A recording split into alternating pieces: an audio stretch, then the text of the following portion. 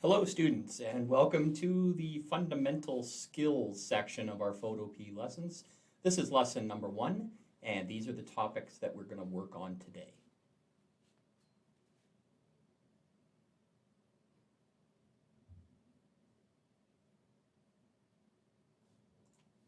All right, so let's going here. We're going to go to our file menu, and I'm going to open up from our practice folder. I'm going to open up this picture of a bird in the sky. Zoom in a little bit. One of the most important concepts when we're dealing with doing anything in either Photoshop or Photopea is we want to make sure that we do what's known as non-destructive sampling. And all that means is that you keep the original as your very bottom layer, and you don't actually do any of your image editing on that document or on that layer. You want to always keep a copy of the original, one, so that you can compare what you've done with an image to what it originally looked like, and two, you always have a backup copy in case you do something that you can't reverse and you want to go back and change it or fix it somehow. So in order to do that, you basically just select what part of an image you want to keep or make a new layer for, and always when you start a project in Photopea, you're going to grab the entire the entire canvas or the entire image that you're working on to make sure that you save that as an original.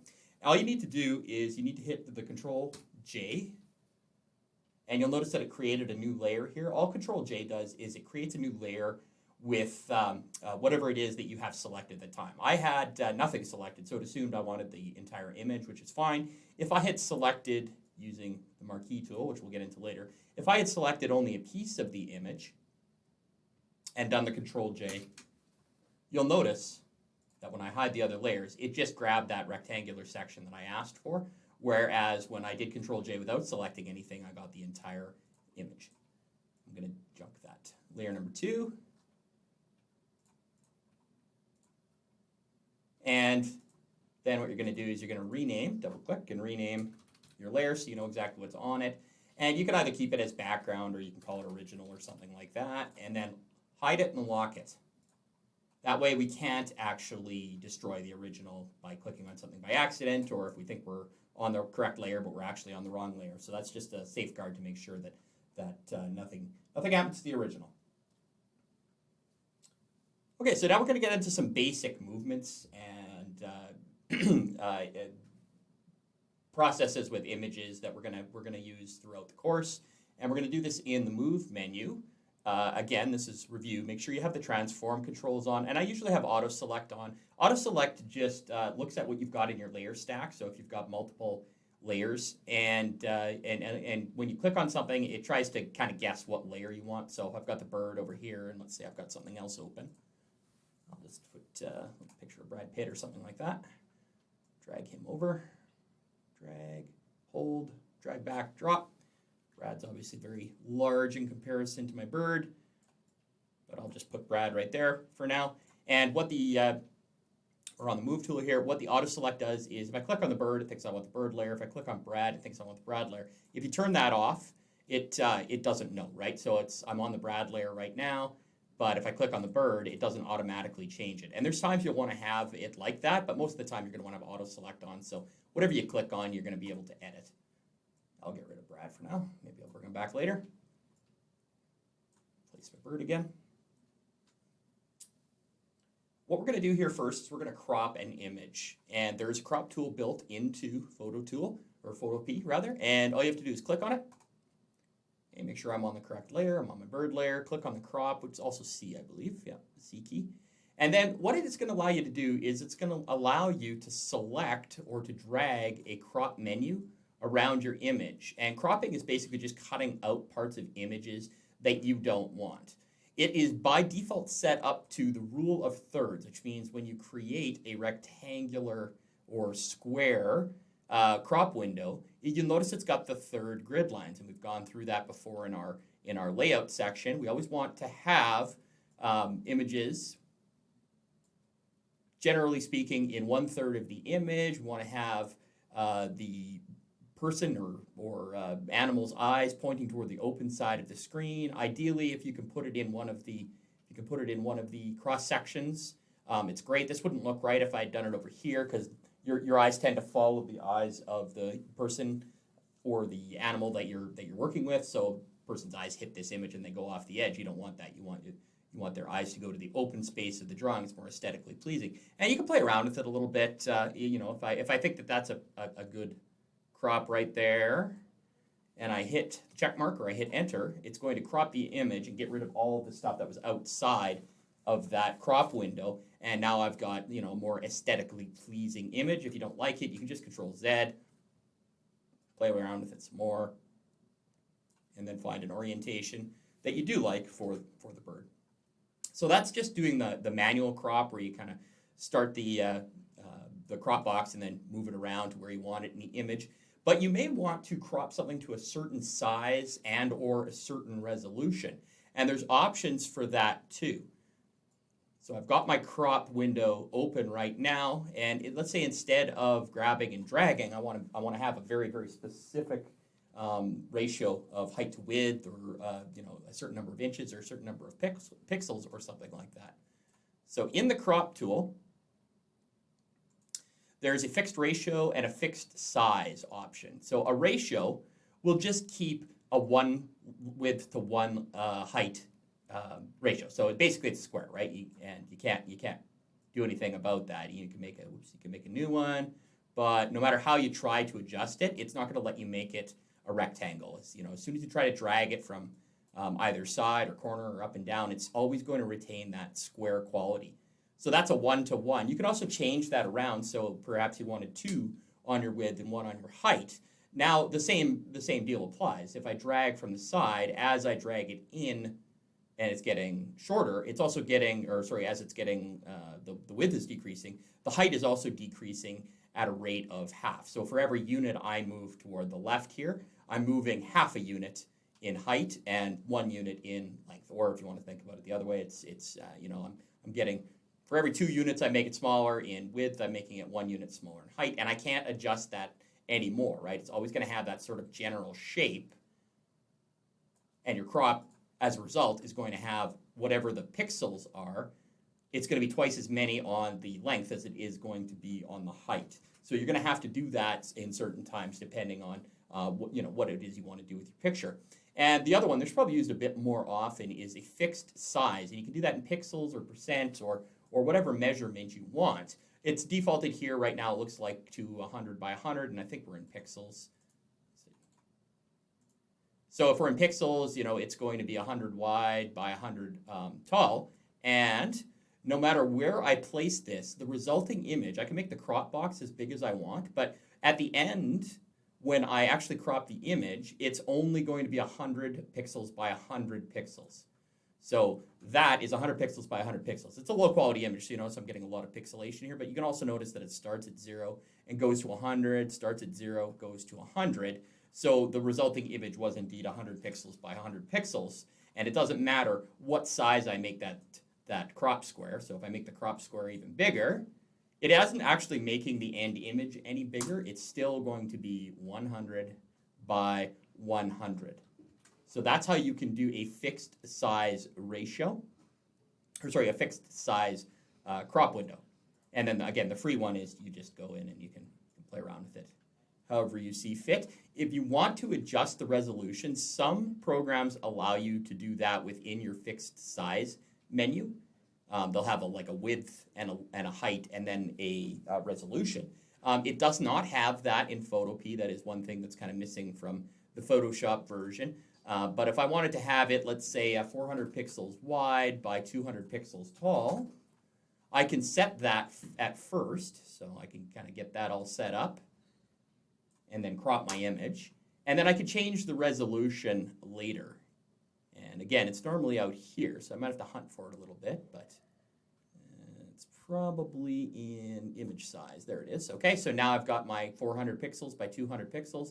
And you'll notice that my DPI, my pixels per inch, is at 1 right now. Well, that's obviously a very, very low resolution. We wouldn't want to do that. I'm going to try and make it 72.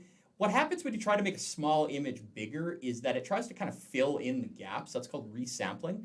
So it tries to do it without making it too pixelated, but if you start with a really low quality image, an image that has a low resolution or a low number of pixels, it's generally not very good. You can always make a larger image smaller without losing any quality.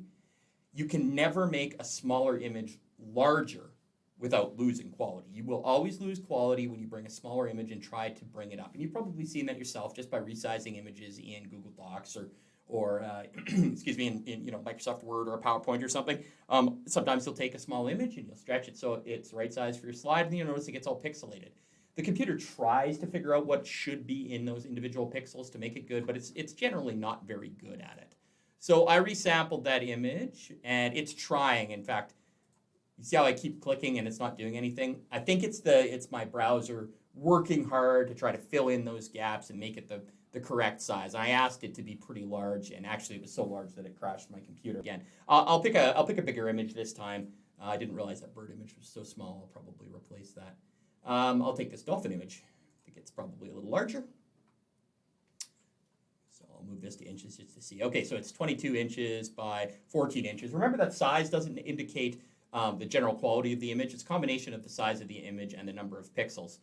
But this is probably 72 dots per inch or pixels per inch, and of a reasonable size. So I could crop this smaller. I can probably make it smaller and then make it larger without a whole lot of quality loss. If I'm resizing the image, and I just want to manually drag it, just make sure you're on the move tool, and then you can grab either the corner, the sides, or the top to resize. And what you're going to want to be careful of is that you don't stretch the image. You always want to make sure that your image remains in the same ratio. So for every unit, it gets shorter. It gets the sort of the same ratio, smaller on the height variable, and the same thing in reverse. And by default, it's set to do that. By default, it's set to, no matter what handle you grab, it's not going to shrink. It's not going to artificially make the width shorter or the height shorter and leave the length. It's going to bring them down at that proper ratio. So it doesn't matter which thing I'm dragging on. However, sometimes you do have to stretch things out a little bit.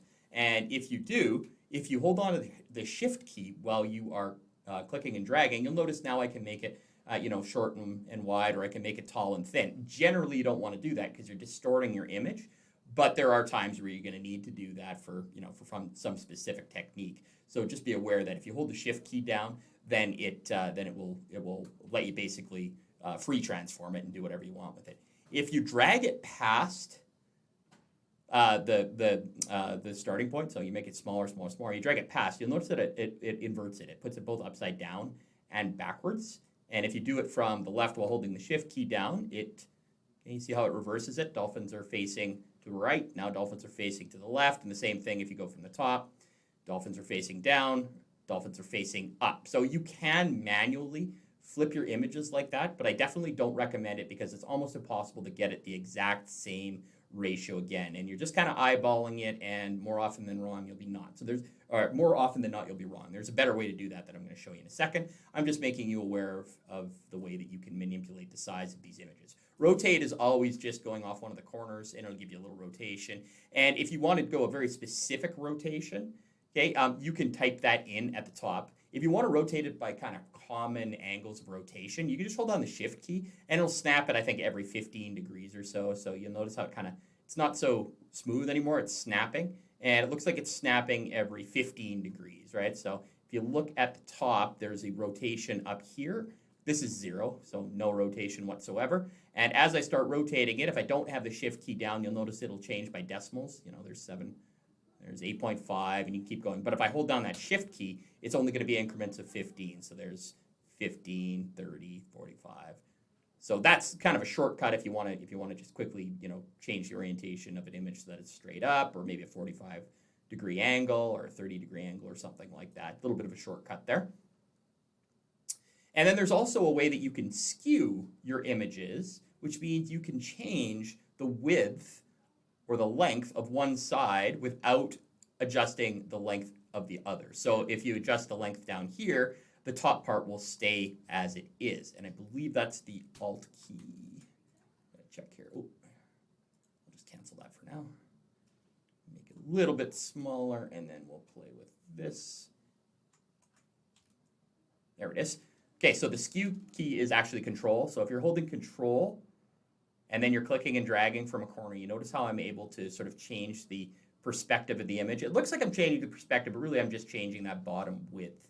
If you also hold down the Shift key while you're dragging, Shift and Alt at the same time, you'll notice that it tries to keep it in a straight line. So it tries to keep that bottom length or width of the image in a straight line. Whereas if you're not holding the Shift key, it does it kind of wherever you put it. So you might want to try and just narrow the bottom, but it's really tough to get it perfectly straight. You hold down that Shift key, and then it makes sure it stays straight, so you can make it a little wider. If you don't want to do one corner, if you want to do both corners at the same time, because it might be hard to match if you're bringing this corner in and this corner, and you want them probably the same amount of skewing. So what you would do there is you would go to the middle one, and then this will allow you to go back and forth, and then also, I believe, you can go in or out. There we go, that's what I want.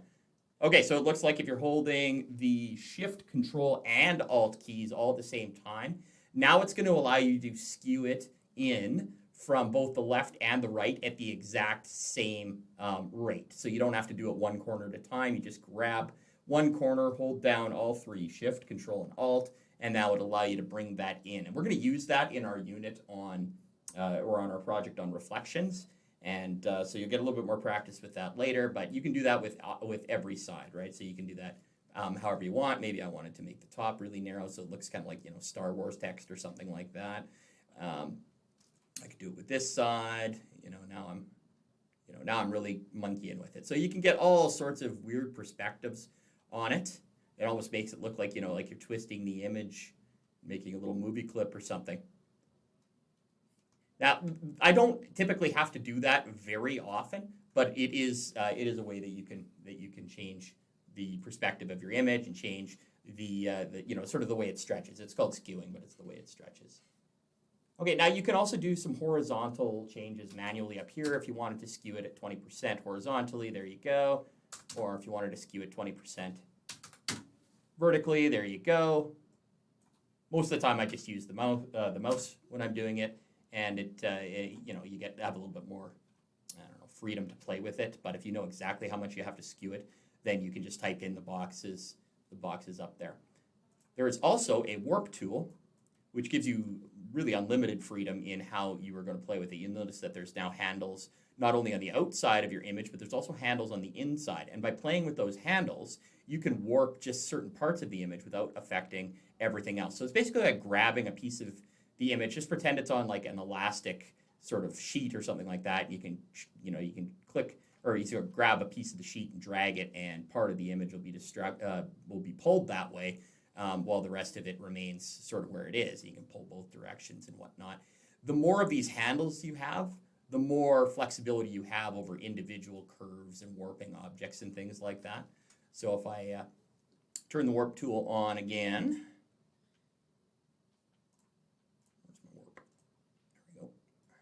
So if I turn the warp tool on again here, and I want more of these, you can go up to the grid style here, and I believe it'll let you go more. So it's got some options in here for arcing things up and down, upper and lower, doing what's known as a shell. So you've got these little handles you can pull in there, change and warp the image accordingly. All right, Control Z back out. That's pretty much all you're going to need to know with regard to what we're going to do up here. I don't use the artboard tool very often in Photoshop. That's more of a vector-based graphic kind of thing. So you're just going to be using the Move tool up there. Now let's look at doing some basic drawings on this thing. I'm back to my original image, and I forgot to, and I definitely should have. Control-J, select the image, Control-J right at the beginning so that I don't destroy my original. I'll just call this Dolphins. And that's the one I'm going to play with. I'll lock that background. I'll lock that background layer so I don't accidentally do anything to it. And now you can use brushes in order to draw on your images and sort of make little edits that you want to make. And you're going to use brush tools for not only painting in color, but also for doing things like erasing or cloning things or patching up images. There's all sorts of things you can do with it.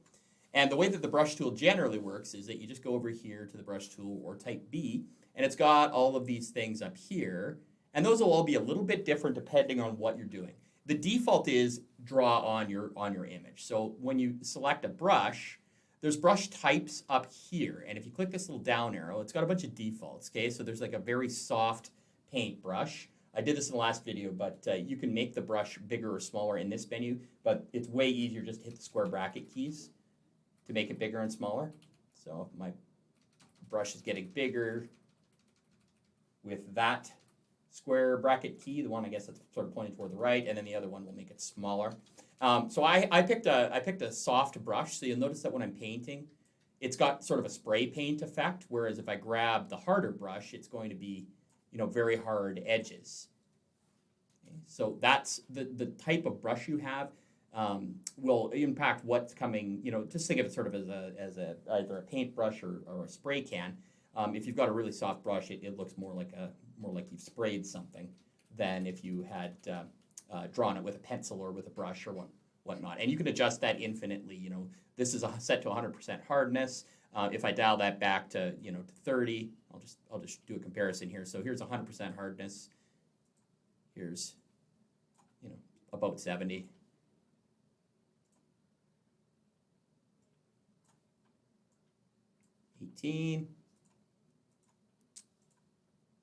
And just make it really soft, 1. And so you can notice the difference, how it gradually gets softer. Another way you can play with that is by working with the opacity and the flow. Flow just kind of treats it as if it's an airbrush, so it's the amount of paint coming out at any given point.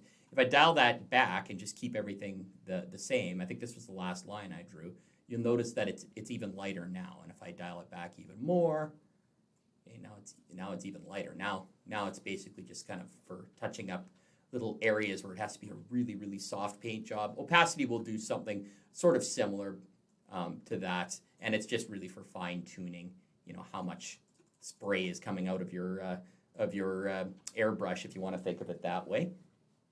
And there's a smoothing factor there. I don't use it actually all that often, but you can allow it to smooth out edges a bit as well. There are also some default brushes in here that have different shapes and sizes. So if I take this one, for instance, now you'll notice the shape of my brush is more like a chisel, and you can adjust things the exact same way there. So you can change the size of it. You can actually change the angle of it. And so if I thought that it was 2, I'll change the size back. So you notice my angle is now like that, and if I change it again, Control Z out of there, clear off some of that image. Probably what I should do is just create another image, a layer over top of it for paint. Oops. Let's call this paint. That way I can select everything and then just delete it without impacting the dolphins. Okay, so there's my brush right now. And then if I go up here and change the size and the rotation, now it's going to be, see how it's flat this way, right? So you've got almost infinite control over your brush. This one is set to a default hardness, but you can play with the flow here, and that's going to allow you to get sort of a softer touch on that brush. There's not many defaults built in. You can download brush types though from the web and install them quite easily. It's they're ABR files, and then you just go to load ABR, and it'll load in these brushes that you've downloaded from places on the web, and there's all sorts. There's almost infinite control over what your brush looks like, and you can play with it after that. So I put in my tree brushes here. So now if I look, I've got a brush in the shape of a tree, and if I bring the size down, turn the flow back up, you'll now notice that I've got a tree brush that I can sort of stamp wherever I want, or I can draw and drag and draw with it. There's all sorts of different options there that you can find and play with. Quick way of deleting everything on a layer, by the way, is Control A. And that basically selects all. So it's going to select everything on the layer, not on the layers below it or any layer that's locked, just the layer that you're on. I'm currently on the paint layer, and I got a bunch of green paint on there. If I just want to get rid of it all at once, like now I'm doing a tutorial, I'm done showing you the tree brush, I want to get rid of it, I'll just go Control A, and then I'll hit the delete key on the keyboard, and it gets rid of everything. This is just my brush still in the tree form. I'll go back and change that to the default round. The default one is just a round, 100% hardness, and that just sprays your color up. Which brings us to color. Down here, you have what's known as the foreground color and the background color. They're called palettes, I guess. And whatever's in the foreground is what your brushes are currently set to. And then you've got sort of a backup color down here that you could switch to. So I could switch from green to white, and then by hitting these little twin arrows here, if I hit those, now you'll notice I'm painting in white. And you have infinite control over these colors. There's like 65 million colors or something like that you can work with. If you ever want to go back to the defaults, there's a little black and white icon here. You just click that, and now you're back to the default. If you want a specific color, all you need to do is click on either of these. I'm going to go with foreground color. And then it pops up a color picker window. If you want fewer colors, because you feel like this infinite control is kind of just too much, you can shift it down to web colors, and now I think there's 256 shades. So there's not as many options, but it might be easier to get just the right shade. Also, colors are denoted by red, green, blue values. So if you were on the web and you wanted to copy a color perfectly and you could find the RGB value, you could actually manually type in the numbers in here, and it would find you the exact right shade for that color. They go up to 255 each of them. Then there's hue, saturation, and black. So you can really play with things a lot here. And then also what's known as a hexadecimal color system, so a hex color. You'll see that oftentimes in like websites and things like that. So if you know what the web code is, or you copy it and you paste it, then you can actually put your own custom, or you can put that color in there. It's just like matching up the RGB. It's just a different way of denoting what colors are. For instance, I think plain white is just 6 Fs. 1, 2, 3, 4, 5, 6. I think that's plain white. And as you can see, that's plain white. Okay, so there's lots of different ways. And by the way, every color you pick, it'll show you what the hexadecimal is. It'll show you what the RGB values are. So that's a handy way of picking colors. Also, there's the drop tool, or the color dropper. So the eyedropper tool allows you to pick a color from something that's existing. So let's say you had a color on this drawing or a different drawing that you wanted to replicate perfectly, but you didn't know what the RGB was, you didn't know what the hex code was. Okay, so if that is the case, you can use this eyedropper tool. And all that eyedropper tool does is it allows you to click on something and it'll get that perfect shade. So if I click on the sky here, that is the current color that I clicked on, and then I can go paint something else that color. Maybe I want the green from the tree there. There we go. There's the green from the tree. And if you zoom in, you'll get a better sense of exactly what each color is. And also, if you had a different image that you wanted to use a color from, and you didn't know exactly what that color was, you could go and grab it. So I'll just grab this Canadian flag here, and let's say I want that red right there in the middle. I can go to my eyedropper tool. I can grab that color right in the middle. Okay, now you'll notice that it is set to my foreground color. If I check my foreground color, I can see the exact values of it. So I can just copy this and bring it over to my other drawing. I think it stays there anyway. So I hit OK, and now I'll go back to my other drawing, and look, it stays there anyway. So I've already got that. Even if it didn't stay there, you could just click right in here and then paste that value in, and then you've got your brush set to the color that you wanted from a separate drawing. So you should be really able to dial in your colors quite closely to what you want them by using either these palettes or by manually entering in the RGB or hex values. Okay. There is a difference between the colors that we're using for these raster images and photorealistic images and what you're going to see in the vector-based unit. Anything that's going to be on a screen, anything that's digital or projected, is going to be in Rgb mode. So Rgb mode is for anything on TV or movies or just a digital display, anything like that. It just has to do with the way that the eye processes the information when it's looking at a screen versus when it's looking at paper or something that's physical in nature, paint, a canvas, a wall, things like that. Anything that's going to be printed or that's not digital is going to be something called Cmyk, cyan, magenta, yellow, and K is for black, by the way, because they didn't want people to get it confused for blue. So cyan is blue, magenta is is sort of the reds and the those tones. Yellow is obvious, and then the K is for black. So if we're doing anything in print, you're going to use Cmyk. If you're doing anything for digital technology, you're going to use RGB. In the Photoshop or the Photopea unit, we're going to be using RGB almost exclusively, and that's the default, so you won't have to change that. I just wanted you to be aware of the two different types of color systems. So select everything and get rid of it there. Transparency, I believe I went through in the introductory video, but I'll just do a quick recap on that. And the big reminder there is that white is not nothing. White is a color. And I'm going to demonstrate that just by going over to this image, and I'm quickly going to create a new layer, and I'm going to fill that layer with black. So I'm going to hide the original layer, and this is completely transparent. There is literally nothing there. It's not white, it's not black, it's not small gray squares and white squares. That's just how it tells you there's nothing there. I'm going to fill in this entire canvas with black.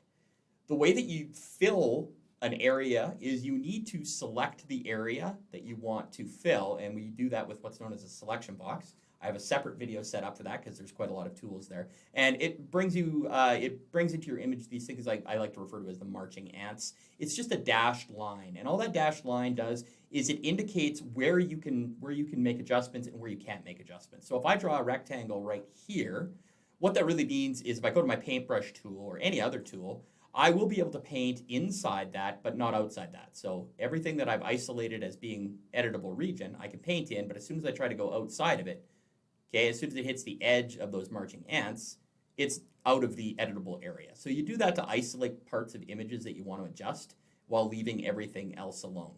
However, if I wanted to make the entire background black, what I would do is I would just do the Control A, which selects all. Now you might see it, but there's little marching ants around the outside of the image, or you could just grab the rectangular tool and make a box that's bigger than the original canvas. Either way works. So I could grab my paintbrush and I could grab a black color and start painting and make my brush bigger and keep painting and whatnot. But it's easier if you just use the fill command. So if you want to fill an area with a specific color, you go up to Edit and then Fill, and then it'll give you the option fill with the foreground color, which is the one that's on top. You could fill with the background color, which is the one that's on the bottom. Right now that's white. You could fill it with a custom color. You could fill it with black, gray, or white. And there's a content to where fill that we'll look at later. So right now I'm going to fill it with, let's say I'll fill it with a custom color. I'll click here, and what custom color do I want? Oh, let's just say I want it that ugly, hideous green. I say OK, OK, and now you'll notice that everything in the entire picture is that exact shade of green. I didn't have to waste time painting it. It's important that when you're using the selection tools, so that's these ones up here, that after you're done, you hit Control D, and that deselects it, and it brings you sort of back to the point where you can edit everything. If you're ever editing a piece of your image, let's just say I had a tiny little selection box over there, and maybe I didn't even notice it. If I was trying to paint black on my image, just with a regular paintbrush, and I'm trying to do it and it's not working, I'm getting frustrated. Like, why isn't it working? I've got my paintbrush, everything. Maybe I had an area selected that was so small, I couldn't see it. Okay, so that's why after I'm done selecting and editing something, I always hit Control D to turn that off, to turn off any marching ants I had on my drawing, so that I'm back to the point where I can do sort of whatever I want, wherever I want on my drawing. Okay, now why did I do this? The reason I did this is because I want to show you that white is a color. White is not nothing. And actually a better image to do that with if I bring in the box image, because it's got white around the outside. So it's got white here, and then it's got the picture of the box. I might think that I'm really just got an image of a box here, but you'll notice when I drag it over to, I'll just get rid of this because it's kind of a small canvas. I'll go back to the dolphin picture. And I'm not saving any of this, so don't worry about me destroying my original. It's still very safe. I'm going to fill this entire thing with that green again. Okay, it's awful, but it's there. Now what I'm going to do is I'm going to go to my box image with the move tool. I'm going to click, hold, drag, wait till it changes, still holding, bring it down, drop. This should show pretty obviously that white is not nothing. And the reason you're not seeing anything is because my green layer is currently above my box layer, right? So it's hiding it. But if I drag my box layer up above it, now you see that there is white around the box. Control D to deselect. So there's white around the box, and you're not seeing the green underneath it because white is a color. White is not nothing. However, if I go back to my box image and I start erasing the parts that are white, you'll notice that it is transparent. So I'm going to grab my eraser tool. There's lots of different ways to do this, but I'm just going to grab my eraser tool, and then I'm just going to make kind of a cut over here to demonstrate that this part is actually transparent. So now when I grab my box image and I bring it over to the dolphin, which is just the green screen again, and I place it down there, make it a little smaller, now you'll notice that I can see things behind the image. And it would be even more obvious if I go to my green layer and let's just say I paint some black on this layer. You'll notice that it gets hidden by the white, but then you can see it. So it's basically like creating a window in your drawing. And a lot of times you're going to want to use your skills and specific tools to isolate an object and make sure that the only thing that you have that you're bringing over, that you're working with, is the object and nothing else. An example of that would be if I want to get rid of all the white on this drawing, the white is a very, very high contrast to anything else in this image. So I could just use what's known as the magic wand tool. And then if I click on the white, it's going to grab everything that's white on this image. And then I can just hit the delete key and look at that. I hit Control D to get rid of my... Now, because I grabbed all of that white and deleted it at once, now when I bring this image over, it's just the box. Now that was an extremely easy one to work with because there was very, very high contrast or difference between the white background and all the colors on the box. It was easy for Photopea to say, okay, I know what white is. I'm going to select all the white, and then I deleted all that white, which left only the box, and then whatever is on the background, you will be able to see in those areas that used to be white. So if I go back to this box now, accidentally drew the... See, that's what you got to be careful about what layer you're on. I thought I was drawing on the green layer, but I was actually drawing on the box layer. So I'll hide that. I'll go to the green layer, and then I'll do that again. I'll just make a black mark there, and then I'll turn my box layer back on. And now you'll see as I move the box, okay, any of this area that used to be white is now completely transparent, and I can see through it to the black and the green.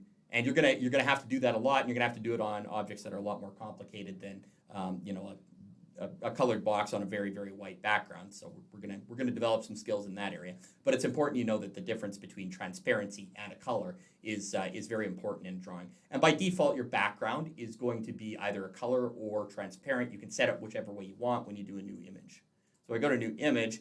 If you notice the background, the default's set to white, but I could set it to transparent. And then when I create that new canvas, you'll notice that the background isn't a color. It's just transparent, which means whatever I drag over to it is automatically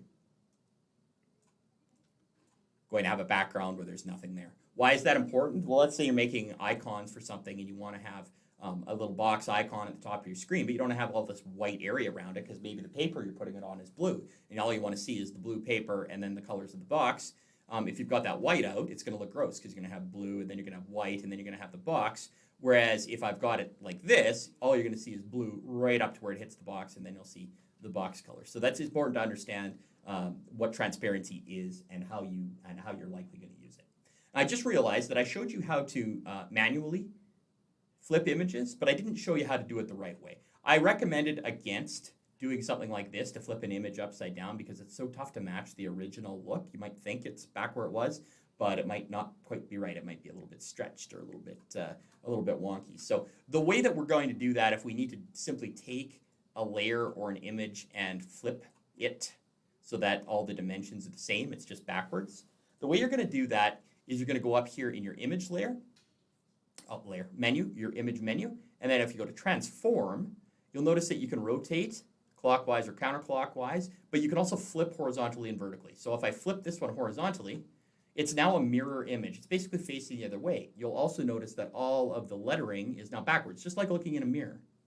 And we're going to use that for reflections because if you've ever noticed the reflection of something, let's say there's a light above and there's a reflection on the floor, the reflection is actually a mirror image, which means the letters and things are backwards. And if you don't take care of those little details like that, people will notice it. So that's a horizontal flip. If I go back to a transform, I'll flip it again so that's back to normal. And then you can also do vertical flips as well.